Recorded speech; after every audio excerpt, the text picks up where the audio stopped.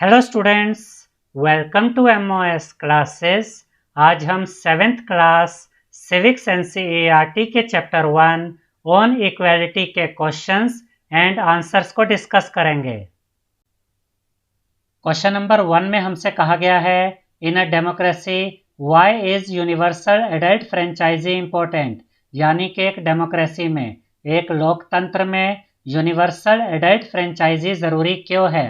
Universal adult franchise के बारे में हमने आपको इस चैप्टर की रीडिंग वीडियो में बताया था स्टूडेंट्स कि यूनिवर्सल एडल्ट फ्रेंचाइजी का मतलब होता है कि देश के हर वयस्क नागरिक को वोट देने का अधिकार होता है।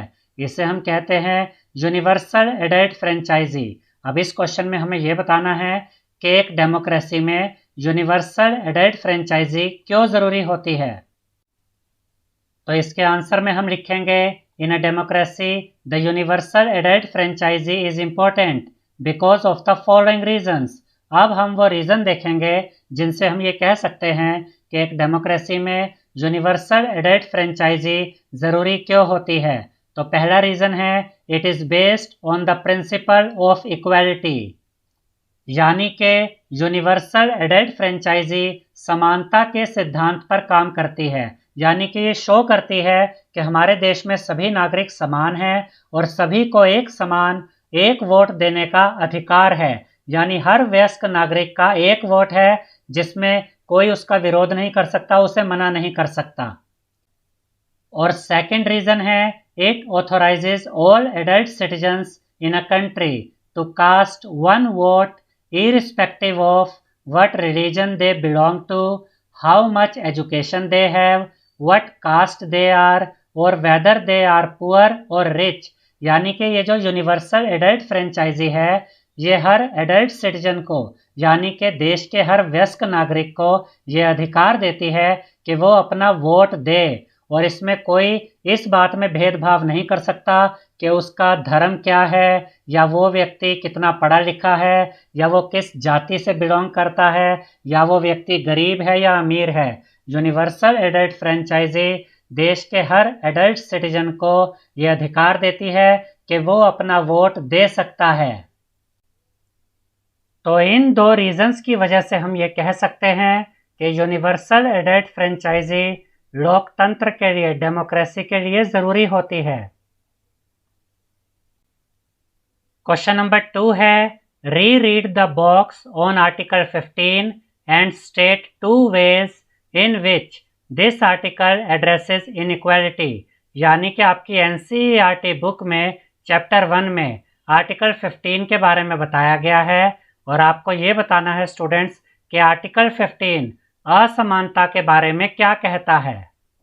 तो इसके आंसर में हम लिखेंगे, article 15 given in the box addresses inequality in the following 2 ways. यानी कि आर्टिकल 15 हमें असमानता के बारे में जो 2 बातें बताता है, अब हम उनके बारे में जानेंगे। तो फर्स्ट पॉइंट है, the state shall not discriminate against any citizen on the basis of his और her religion, caste, sex, place of birth और एनी ऑफ देम। यानी कि आर्टिकल 15 ये कहता है कि कोई भी राज्य अपने किसी भी नागरिक के साथ भेदभाव नहीं कर सकता उसके धर्म के आधार पर, उसकी जाति के आधार पर, उसके लिंग के आधार पर, या उसके प्लेस ऑफ बर्थ के आधार पर, या इनमें से किसी भी रीजन के आधार पर कोई राज्य अपने किसी भी नागरिक के साथ भेदभाव नहीं कर सकता।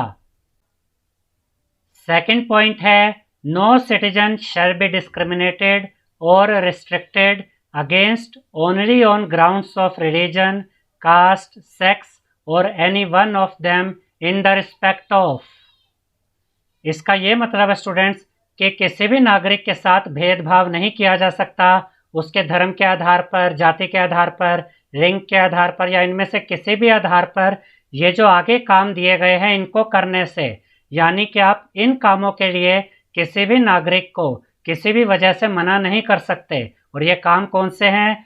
शॉप्स पर जाने के लिए, विजिटिंग शॉप्स। आप किसी के धर्म, जाति या लिंग के आधार पर उसे ये नहीं कह सकते कि तुम इस दुकान पर नहीं जा सकते, या पब्लिक रेस्टोरेंट पे जाने के लिए मना नहीं कर सकते, या होटल्स में जाने के लिए मना नहीं कर सकते, या पब्लिक प्लेसेस ऑफ एंटरटेनमेंट पर जाने के लिए मना नहीं कर सकते, जैसे कि सिनेमा हॉल वगैरह।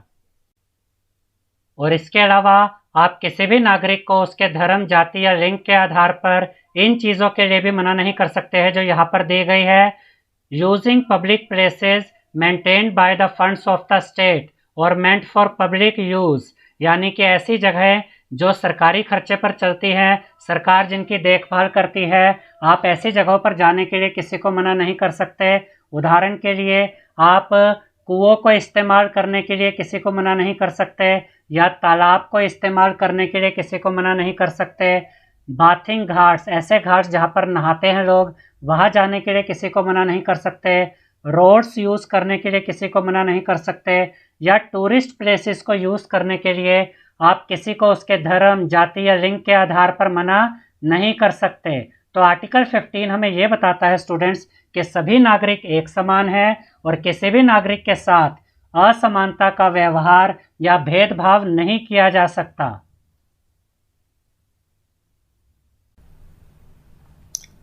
थर्ड क्वेश्चन है, in what ways was Om Prakash Valmiki's experience similar to that of the Ansaris, यानी कि ओम प्रकाश वाल्मीकि का जो एक्सपीरियंस था और अंसारीज का जो एक्सपीरियंस था, यानी कि मिस्टर एंड मिसेज अंसारी का जो एक्सपीरियंस था, इनके एक्सपीरियंस एक समान कैसे थे। तो इसके आंसर में फर्स्ट पॉइंट हम लिखेंगे, the dignity of both Om Prakash Valmiki and the Ansaris was violated, यानी कि ओम प्रकाश वाल्मीकि और जो अंसारीज थे यानी कि मिस्टर एंड मिसेज अंसारी, इन सभी की जो डिग्निटी है, जो इनकी प्रतिष्ठा है, जो इनका सम्मान है, उसे चोट पहुंची थी। और सेकंड पॉइंट में हम लिखेंगे, Om Prakash Valmiki was made to sweep the school because of his caste and Ansaris were not given apartments on rent in the locality of the people belonging to the Hindu religion.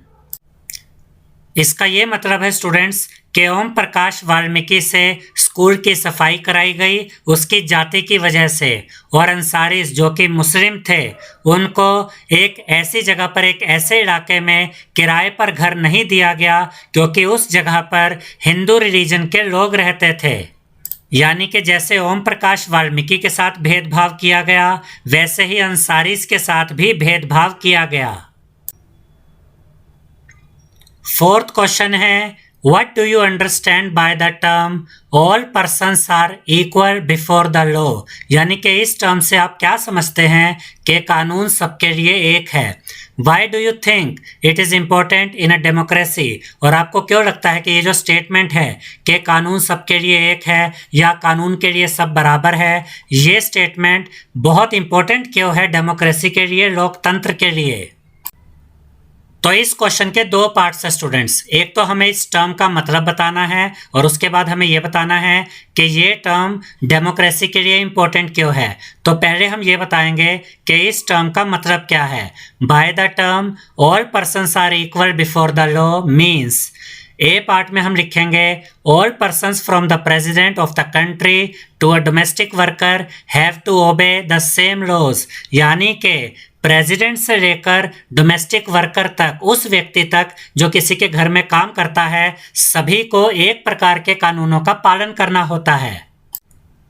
और यही स्टेटमेंट में भी कहा गया है कि कानून सबके लिए एक है। बी पॉइंट में हम लिखेंगे, no person can be discriminated against on the basis of his और her religion, caste, place of birth और फीमेल और मेल, यानी कि किसी भी व्यक्ति के साथ भेदभाव नहीं किया जा सकता इस आधार पर कि उसका धर्म क्या है, उसकी जाति क्या है, उसका प्लेस ऑफ बर्थ क्या है, या फिर वो मेल है या फीमेल है। यानी कि कोई किसी भी धर्म का हो, किसी भी जाति का हो, उसका प्लेस ऑफ बर्थ कोई भी हो, वो मेल हो या फीमेल हो, सभी के लिए कानून एक समान है। सी पॉइंट में हम लिखेंगे, all persons have the right to attend all public places like playground, hotels, shops, markets, wells, roads, bathing ghats, यानी कि हर व्यक्ति को ये अधिकार है कि वो पब्लिक प्लेसेस जैसे कि खेल के मैदान, होटल, दुकानें, मार्केट्स, कुओं को यूज़ कर सकता है, रोड्स का यूज़ कर सकता है और बाथिंग घाट्स का भी यूज़ कर सकता है। इसे हम ऐसे भी कह सकते हैं कि किसी भी व्यक्ति को इन सभी सार्वजनिक स्थानों पर जाने से नहीं रोका जा सकता है। यहाँ पर भी कानून सबके लिए समान है कि सब इन जगहों पर जा सकते हैं, इन जगहों का यूज कर सकते हैं। डी पॉइंट में हम लिखेंगे अनटचेबिलिटी हैज बीन एबोलिश्ड, यानी कि छुआछूत की जो समस्या हमारे देश में थी उसे भी खत्म कर दिया गया है। तो इस तरह से हमने इस टर्म को यहाँ पर समझा दिया है कि देश के सभी नागरिकों के लिए समान कानून होते हैं। अब हम देखेंगे कि ये स्टेटमेंट यानी कि देश के सभी लोगों के लिए समान कानून है या सब कानून के सामने सभी लोग एक बराबर है, ये इतना ज़रूरी क्यों है डेमोक्रेसी के लिए। तो इसके आंसर में हम लिखेंगे equality is important in a democracy because democracy is the government of the people by the people and for the people. इसका ये मतलब है स्टूडेंट्स कि डेमोक्रेसी में जो समानता है वो बहुत ज़रूरी है, क्योंकि डेमोक्रेसी का मतलब ही क्या होता है। डेमोक्रेसी का मतलब होता है लोगों की सरकार, आम जनता की सरकार, बाय द पीपल यानी लोगों के द्वारा चुनी गई सरकार, एंड फॉर द पीपल यानी कि वो सरकार जो लोगों के लिए है। यानी डेमोक्रेसी में सबसे ज़्यादा इंपॉर्टेंट कौन है? डेमोक्रेसी में सबसे ज़्यादा इंपॉर्टेंट लोग हैं, देश के निवासी है, और उनमें समानता होना बहुत ज़रूरी है। If people are discriminated against on the basis of caste, religion, sex, prosperity, etc., the democracy will not survive. इसका ये मतलब है स्टूडेंट्स कि अगर लोगों से भेदभाव किया जाएगा उनकी जाति के आधार पर, उनके धर्म के आधार पर, लिंग के आधार पर, प्रॉस्पेरिटी के आधार पर यानी कि अमीर गरीब होने के आधार पर, तो डेमोक्रेसी तो सर्वाइव ही नहीं कर पाएगी। इसीलिए कानून सबके लिए एक समान होना ज़रूरी है और कानून के लिए सभी व्यक्ति समान होना बहुत ज़रूरी है, तभी डेमोक्रेसी सर्वाइव कर सकती है, यानी कि तभी डेमोक्रेसी बनी रह सकती है। आई होप स्टूडेंट्स आपको हमारा ये वीडियो पसंद आया होगा। अगर आपको हमारा ये वीडियो पसंद आया है तो इस वीडियो को लाइक करें, शेयर करें और हमारे चैनल को सब्सक्राइब करें। Thank you.